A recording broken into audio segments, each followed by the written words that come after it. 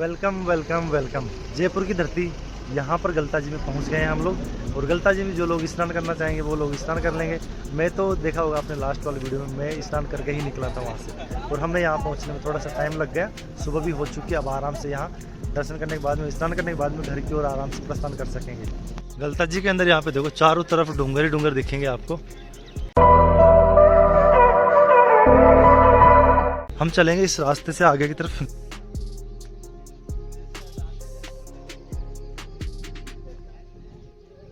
जो गलता जी का स्थान है, इसको पहले के चांदा मीणाओं के द्वारा बनाया गया था, आज से 1100 साल पहले।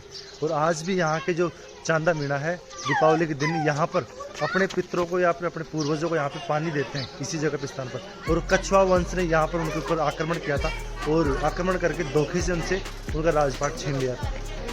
अब ये देखिए यहाँ पे गलता जी का नज़ारा। इस वक्त हम आ चुके हैं कुंड के बिल्कुल करीब यहाँ पर, और काफ़ी पुराना दिखेगा आपको गलता जी। तो हम चलेंगे थोड़ा आगे की तरफ, देखेंगे। देखो कितने शानदार यहाँ पे नज़ारे हैं। और देखो यहाँ पर जो सामने पहाड़ है, यहाँ पर शायद ही कुछ एक दो कुछ पौधे होंगे, अदरवाइज बिल्कुल पूरा प्योर पत्थर है यहाँ पर। भगवान कृष्ण जी का, और सामने रहा बहुत ही शानदार मंदिर, और सामने रही कृष्ण जी की प्रतिमा, ठाकुर जी की प्रतिमा। गलता जी में यहाँ पे तिरुपति बालाजी का मंदिर भी बन गया है।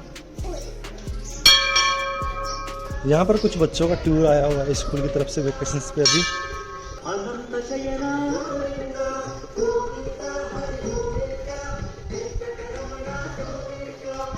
यही म्यूजिक जो पीछे चल रहा है, यही भजन जो पीछे चल रहा है, ये सुना था तिरुपति बालाजी के। और तिरुपति बालाजी का मंदिर यहाँ पे बना है, तो यहाँ पर वही से यहाँ पे आ रही है। गलता घाट के ऊपर यहाँ पे गलता जी में बहुत लोग मारे जाते हैं, और वो अपनी लापरवाही की वजह से मारे जाते हैं। अंदर की तरफ दलदल है, उसमें गहराई में घुस जाते हैं। किसी का कुछ कहना नहीं मानेंगे तो लापरवाही का नतीजा तो भुगतना ही पड़ेगा ना। जितना कुछ कहा गया है बस उसी पे तो कि हाँ भैया सीढ़ियों के पास में रहो, अंदर मत जाओ। जिसको तैरना आता वही अंदर जाओ, बाकी कहते भी तो है ना कि डूबता वही है, जो तैराक होता वही डूबता है।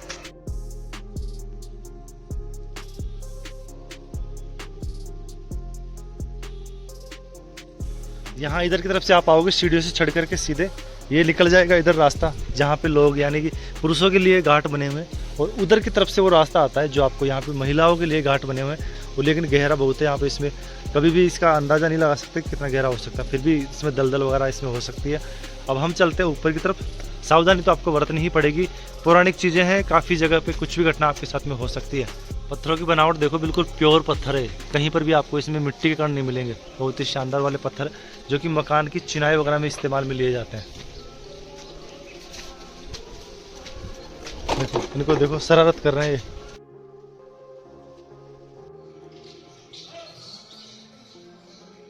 इधर की तरफ आ गए हैं ब्लैक वाले पत्थर। ये जो सीढ़ियाँ हैं ये अभी नई ताज़ा बनाई हुई है, पहले नहीं थी ऐसी। यहाँ पर आ चुका पुरुषों वाला कुंड। इसमें यहाँ पर थोड़ा साफ पानी है बस, और यही पानी ओवरफ्लो होकर के नीचे की तरफ चला जाता है।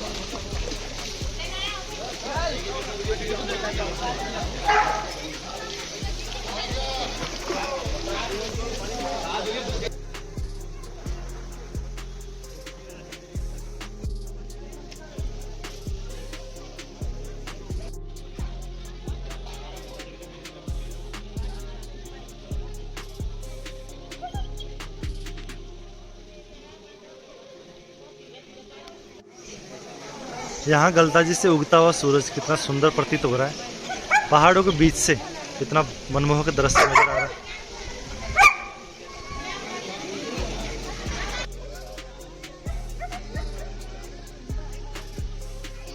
यहाँ पर इस कुंड के अंदर यहाँ पे जो पानी बहता है, ये झरनों के माध्यम से, पहाड़ों के माध्यम से कई सालों से बहता हुआ आ रहा है, और आज भी कंटिन्यू बह ही रहा है। देखो कितना टाइम हो गया इस यहाँ बनाए हुए, करीब करीब 1100 साल बने हुए हो चुके हैं। और 1100 साल पहले का तक का इतिहास यहाँ पे मिलता है, तो उससे पहले के बने हुए होंगे।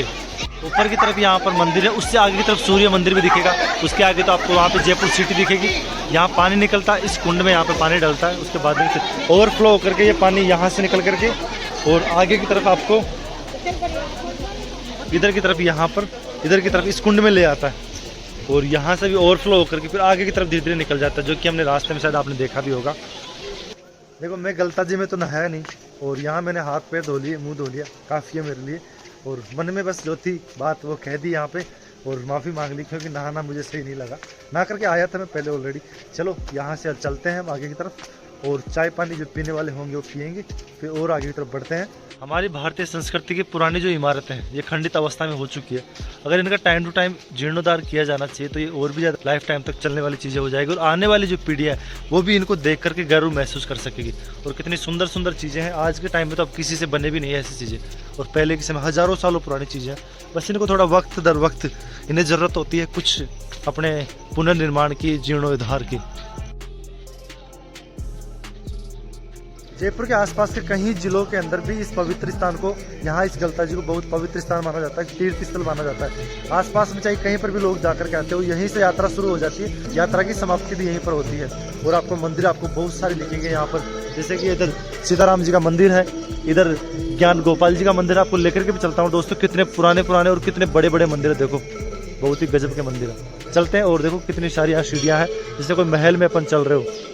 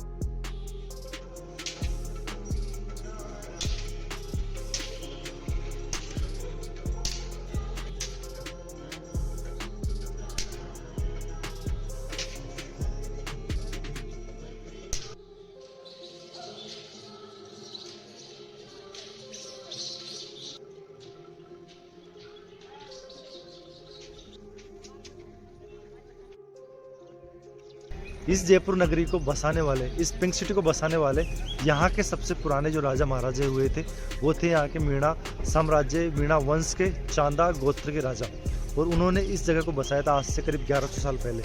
आप सभी को पता होगा कि शायद जो मीणा जाति के हैं और चांदा गोत्र के हैं, या फिर कहीं गोत्रों में आजकल होता है कि दीपावली के दिन अपने पूर्वजों को, अपने पितरों को वो पानी देते हैं, उनको याद करते हैं, उनको तर्पण करते हैं। और दीपावली के दिन उस वक्त वहाँ पे उनके पास में कोई हथियार नहीं होता। उसी तरह से सेम यहाँ पर ये राज्य उन्हीं का था। ये जो पूरा आप देख रहे हो ये नगरी उन्हीं की थी, गलता जी। और गलता जी के घाट के ऊपर आज भी गाँव में कहीं तालाब बना होता है, उसमें पूरे गाँव वाले इकट्ठे होकर के वहाँ पर उनको पानी देते हैं। तो यहाँ पर भी वो लोग पानी दे रहे थे यहाँ पर। और इनके कुछ दोस्त थे बाहर की तरफ से आए थे, कच्छा वंश के लोग, उनका प्लानिंग था कुछ पहले से ही।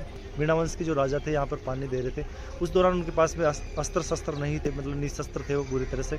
उसके बाद में उनके ऊपर पीछे से हमला करके इस जगह को पूरी तरह से हड़प लिया। और ये चीज़ें आपको देखना पड़ेगी, कई सारे ग्रंथों में देखने को मिलेगी। इस तरह से आज जो इतिहास में कई सारी चीज़ें दिखाई जाती है कि राजपूतों का, ऐसा नहीं है।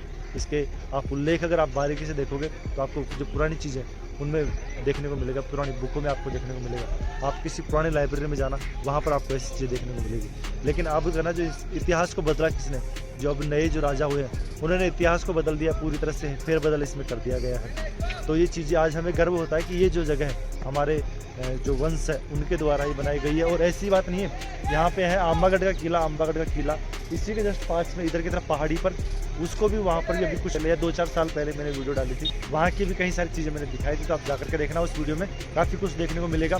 हालांकि अब इन सब जगहों को एक जीर्णोद्धार की ज़रूरत है।